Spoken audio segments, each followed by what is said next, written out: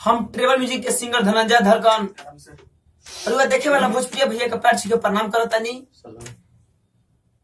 आई हमार कंपनी मालिक विवेक सावन का हेलो भैया, ठीक बानू? और हमार यूएस धीरज भैया और हमार बड़ भैया शशि सिंह। का हेलो भाईजान, ठीक है ना? बढ़िया भाई लोग के आज बहुत खुशी के बात बा कि हमारे साथे आज भैया लोगन के दुलार प्यारा से बात और अपने लोगन के मिल रहा बा। आई 2017 के लास्ट महीना में एक और हम लाजवाब सॉन्ग लेके आ रहा बानी और 2018 के शुरुआत करतानी। और वो लोगन से अनुरोध बा कि 2 मिनट समय दे के हमारे गाना के सुनी। पैसा ना कौड़ी भेजले सौतिक के बाबू रखले अपा गया शाम सोया भेजले बा कुड़ियर से जा रवाएना मुरा भेजले बा कुड़ियर से जा रवाएना। मेरा दिल में काहे बेकरार होना है, मेरा दिल काहे बेकरार होना जाए।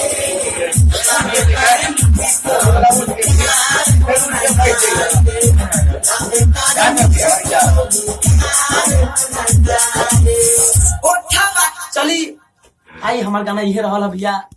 अगर वो लोगों को अच्छा लगे तो हमारे चैनल को जरूर सब्सक्राइब करम और लाइक कमेंट और शेयर जरूर करम भैया।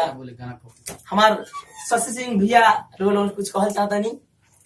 प्रणाम भैया, हम शशि सिंह। हमारा ये कहल चाहता कि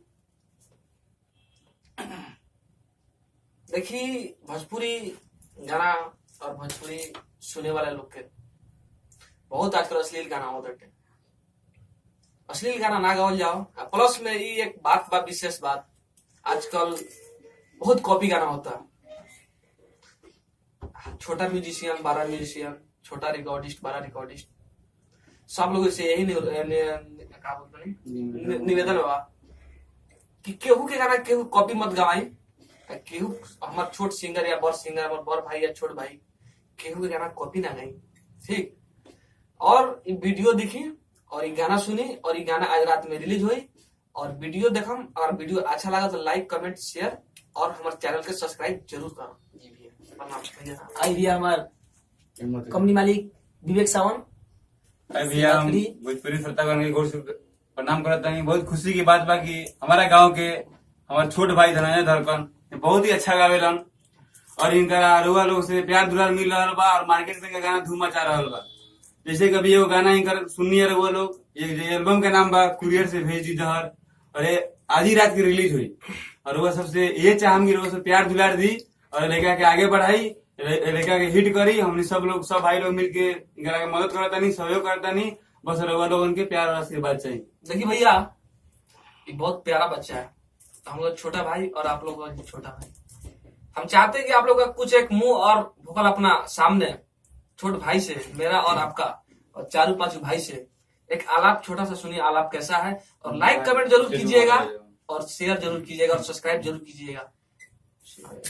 यारे पैसा ना कौड़ी भेजले आ सवतिन के बाहू रखले आ गइले आसाम सोया भेजले बा कि नतिया भेजले बा कुरियर से जा हरवाए राम। देखिए कहल चाहते नहीं बात एक और कि गाना भी रिलीज नहीं किया, ठीक? गाना शाम में रिलीज हो जाए। सब लोगों से प्रणाम निवेदन यही बा कि वो गाना के कॉपी मत करो। देखिए भैया, हम और हमारा से बड़ हमारा धीरज भैया दोनों आदमी मिल के स्टूडियो चलावे नहीं जा। हम दोनों आदमी स्टूडियो का मालिक है जा। हम यही चाहें कि धीरज भैया से और गाना भी लिखेलन। हम ये चाहें कि धीरज भैया से 2 शब्द बोली और आप लोग कुछ कह। सबसे पहला बात कि केहू गाना हिट करे या न करे वो अलग की बात बा।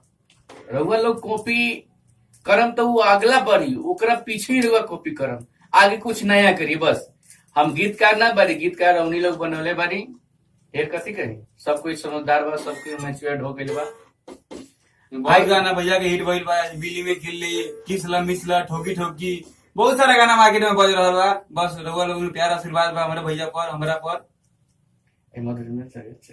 चलिए चलिए भैया अगर बा, गाना रउआ अच्छा लोगन लगे के भैया प्यार लोगन तो हमारा यूट्यूब के सब्सक्राइब सब और प्रणाम लाइक कर सब से भैया शेयर लोग के। करें। बाय सब बाय।